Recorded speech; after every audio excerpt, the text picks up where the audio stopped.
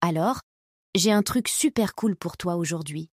Emmanuel, dis-moi, t'as déjà eu ce moment où t'as l'impression de plus avancer du tout en français? Tu sais, t'as l'impression de pédaler dans la semoule sans bouger. Tu vois ce que je veux dire? Mais oui, carrément, Charline. Mais attends, en fait, ça m'est pas arrivé qu'avec le français, tu vois. Moi, je me souviens, c'était avec l'anglais. Et alors là, c'était le plafond de verre, tout ce que tu veux. Genre, j'avais l'impression que tous les mots se bousculaient. Sans main, sans tire comme il faut. Mais c'est un peu pareil pour pas mal d'élèves, hein. Par exemple, je pense à une de mes élèves, Sarah. Elle répétait toujours les mêmes trucs, tu vois, genre Elle lisait 10 fois la même phrase, mais dès qu'il fallait parler, plus personne. Non, mais tellement. Moi, c'est avec l'espagnol. Je me souviens, à force d'essayer de faire parfait, tu sais, vraiment sans faute, je me suis retrouvée, juste à tourner en rond. Et même dans le quotidien, des fois, j'écrivais des listes pour commander au resto, tu sais, compulser le menu 3 fois. Alors que franchement, personne disait rien si je faisais une petite faute.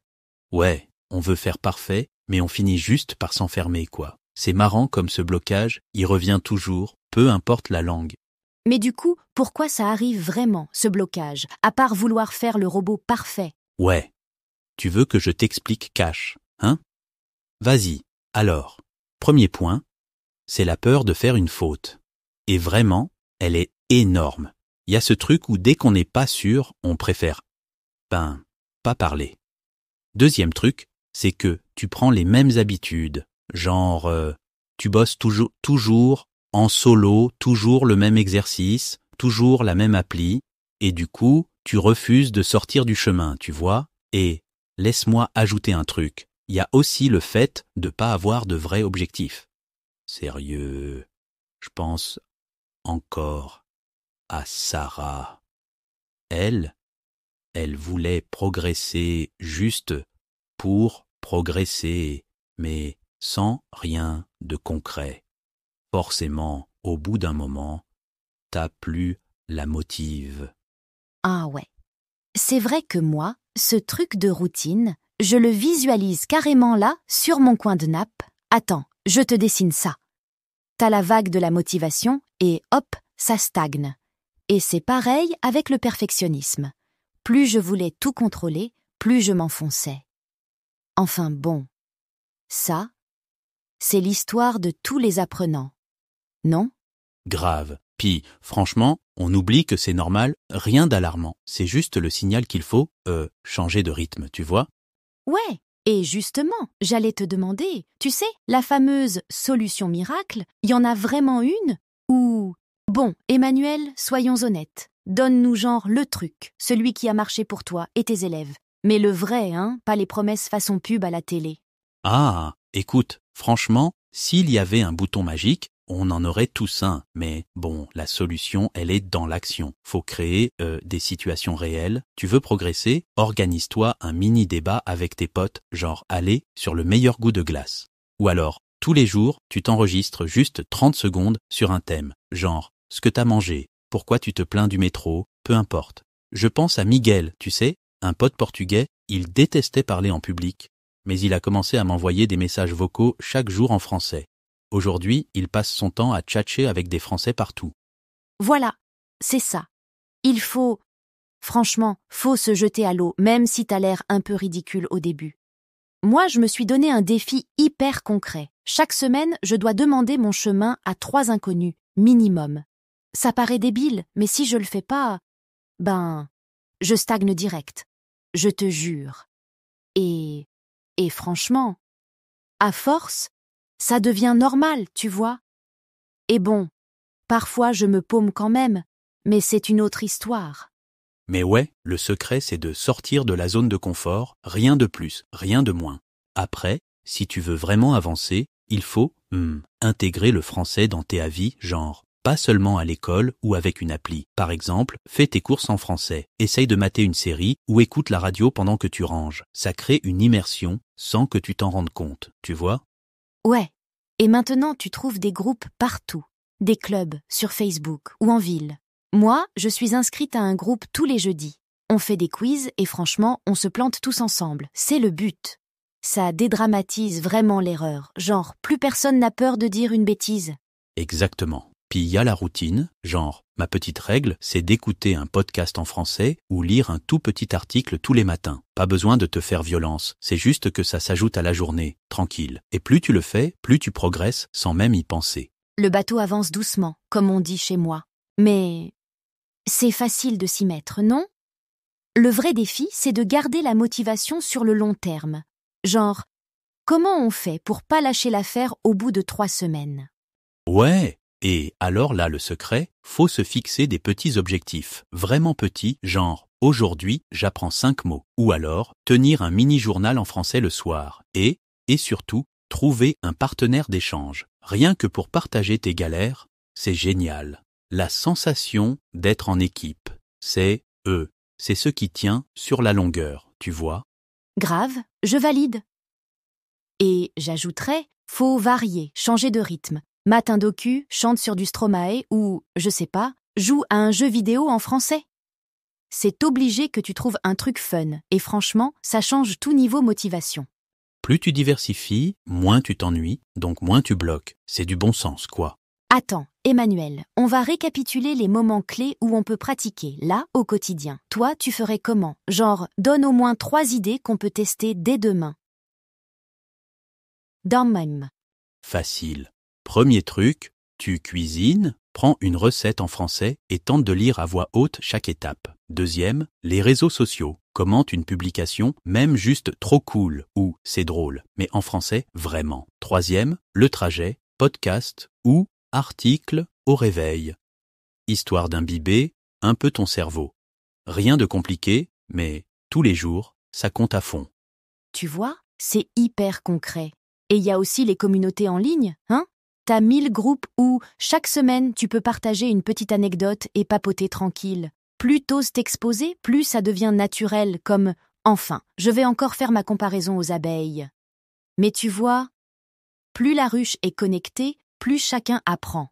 Exact. Le secret de l'apprentissage, c'est la répétition l'immersion. Petit à petit, on ancre les réflexes. Mais il y a toujours la peur, genre « Et si je me plante ?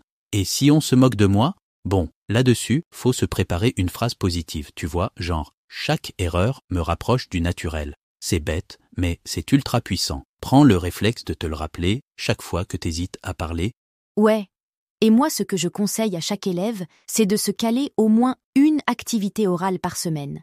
Même si t'es solo, tu prends ton portable, tu t'enregistres, tu fais ton podcast maison, tu parles de ta recette préférée, et surtout, tu fêtes les toutes petites victoires, genre la phrase pas parfaite, mais qui est sortie. Et puis, tu développes ta propre routine, genre podcast le matin, texte le soir, peu importe. C'est en installant ces habitudes que l'anxiété baisse et qu'on devient de plus en plus à l'aise. Ouais.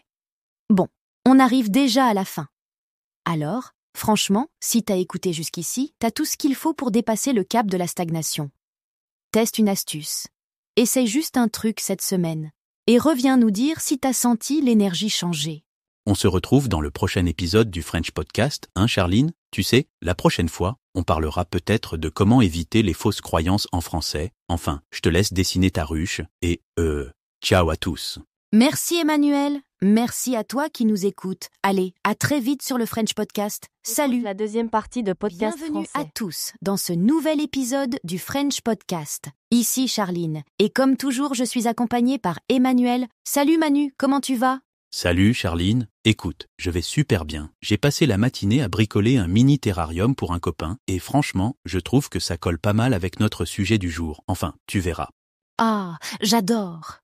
J'espère que tu donneras l'astuce pour des plantes qui survivent mieux que mes succulentes. Mais aujourd'hui, promis, on ne va pas faire de la botanique. Notre thème, c'est plutôt pourquoi on stagne dans la vie, au boulot, parfois même dans tout ce qu'on entreprend. Et puis, la fameuse solution miracle. Est-ce qu'elle existe vraiment? Oui, cette fameuse sensation de faire plein d'efforts, de tourner en rond, et puis rien ne bouge. Pour moi, la stagnation, c'est comme tu rames à contre-courant, t'as l'impression que tu avances, mais dès que tu t'arrêtes 2 secondes pour regarder autour, t'es toujours là où tu étais il y a des semaines ou des mois. Exactement. Je sais pas pour toi, mais moi je l'ai vécu, cette crise. Notamment au début de mes études d'ingénieur naval. Je me souviens particulièrement d'une présentation, c'était devant tout mon groupe. Catastrophe. J'ai bloqué sur une question bête sur les flux hydrodynamiques. Plus personne ne me regardait, j'avais l'impression d'être toute seule sur un radeau sans rame au milieu de la tempête.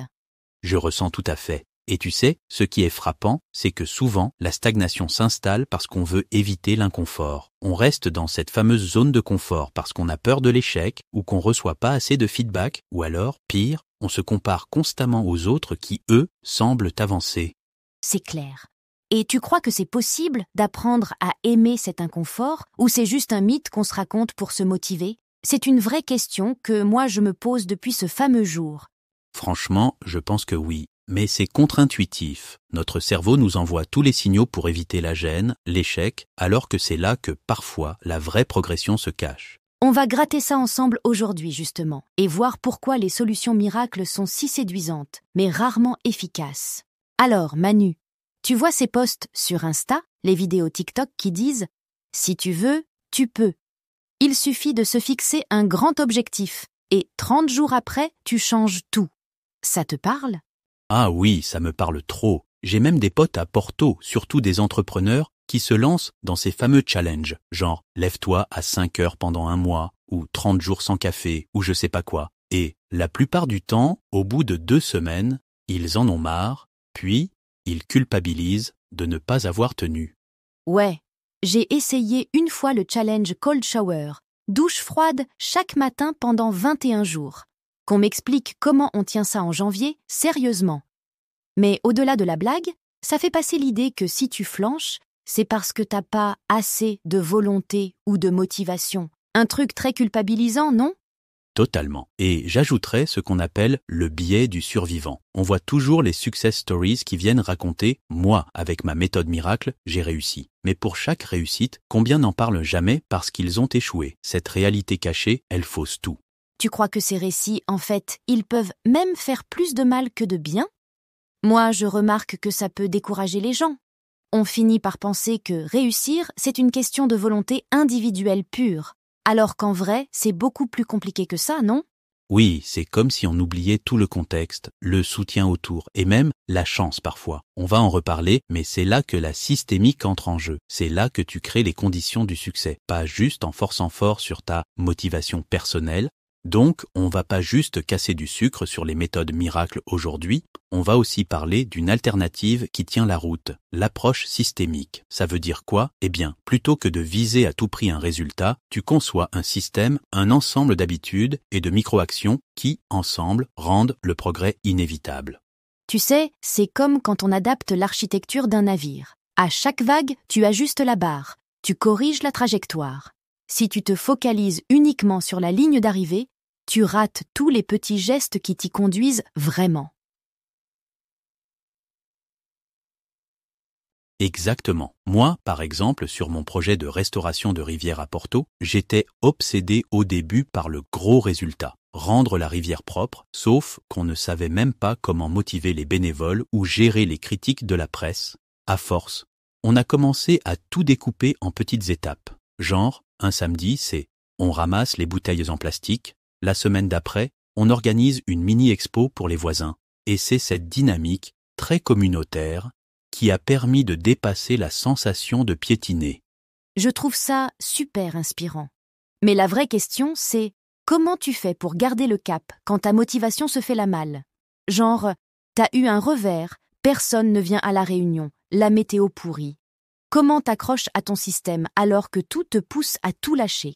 Bonne question. La clé, c'est vraiment les micro-actions, des toutes petites choses, systématiquement, qui te structurent ta semaine. T'es fatigué, tu fais le minimum, mais tu fais quand même un truc. Et si t'es entouré, si tu fais partie d'un collectif ou d'une communauté de soutien, ça devient beaucoup plus facile. Parce que même si t'as zéro volonté, le système t'embarque avec lui. C'est un peu comme si on mettait des balises sur le chemin.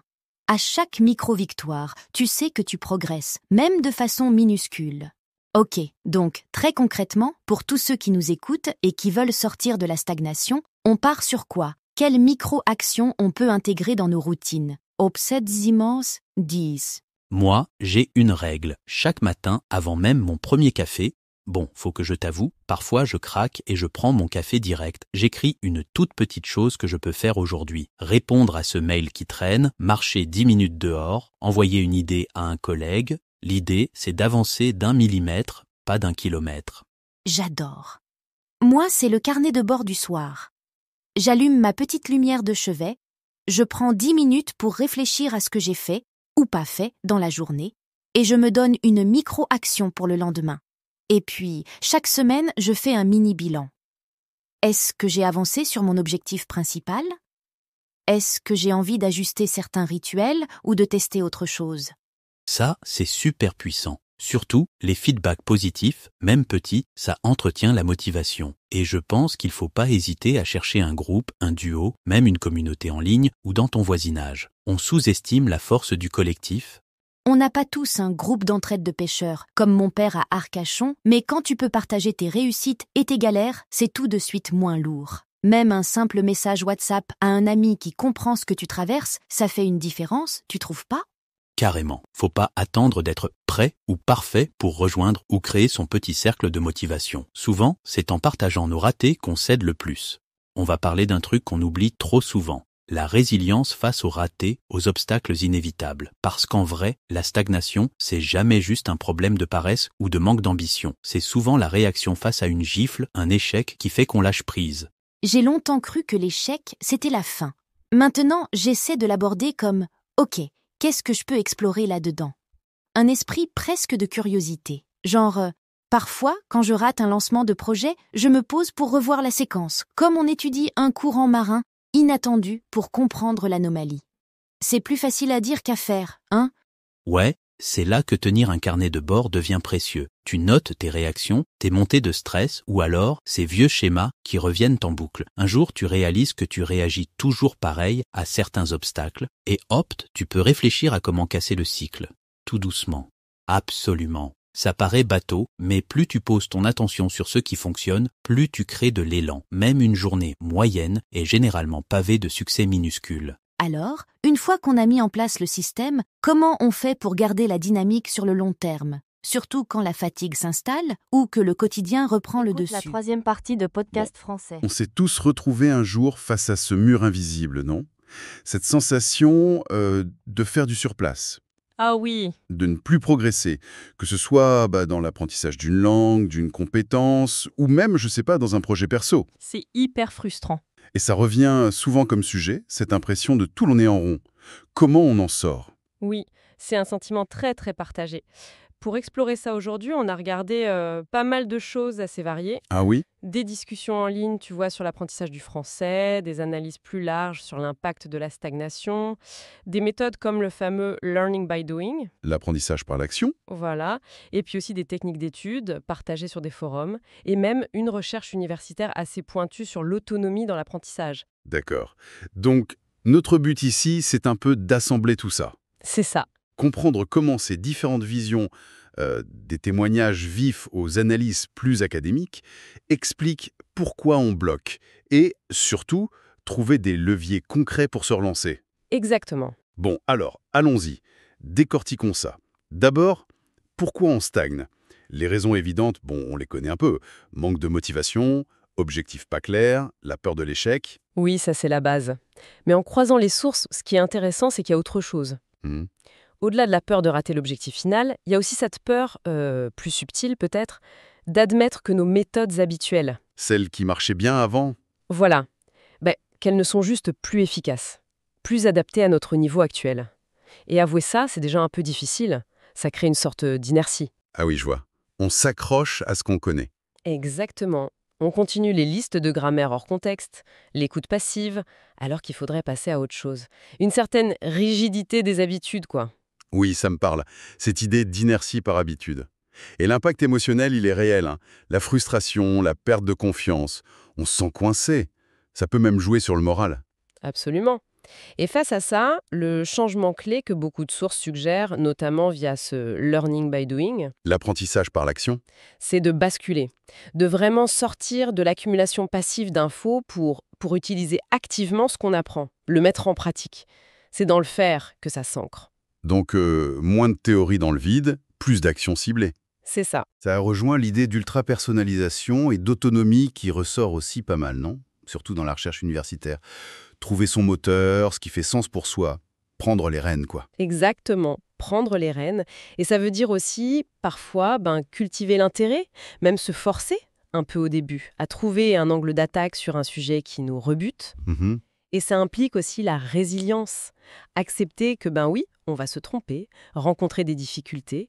Ce n'est pas un échec. C'est une info? Voilà, c'est une info pour ajuster le tir. C'est normal quand on sort de sa zone de confort. D'accord. L'état d'esprit, c'est crucial. Mais concrètement, pour passer à l'action, quelle piste on a trouvé? J'ai vu une idée simple. Trouver une petite action quotidienne active. Oui, par exemple. Tenir un petit journal dans la langue qu'on apprend, essayer de traduire les paroles d'une chanson, participer à un forum, un truc faisable, quoi. C'est une excellente illustration. Ça rejoint d'autres techniques comme le rappel actif. Forcer son cerveau à récupérer l'info au lieu de juste la relire. Ah oui. Et une variante intéressante vue sur un forum, c'est le rappel actif indirect. Connecter consciemment ce qu'on apprend à ce qu'on voit. Genre, tu vois une plante et hop, tu repenses activement à la photosynthèse, à ce que tu as appris dessus. Ça ancre vraiment l'apprentissage dans le réel. J'aime bien cette idée d'ancrage. Et pour organiser ses idées, sortir du linéaire aussi? Oui, le mind mapping, la carte mentale. C'est visuel, ça aide à voir les liens, à comprendre plutôt qu'à juste mémoriser bêtement. L'important, c'est d'être intentionnel, de chercher la compréhension active. Et pour trouver ce qui marche pour soi, cette fameuse personnalisation?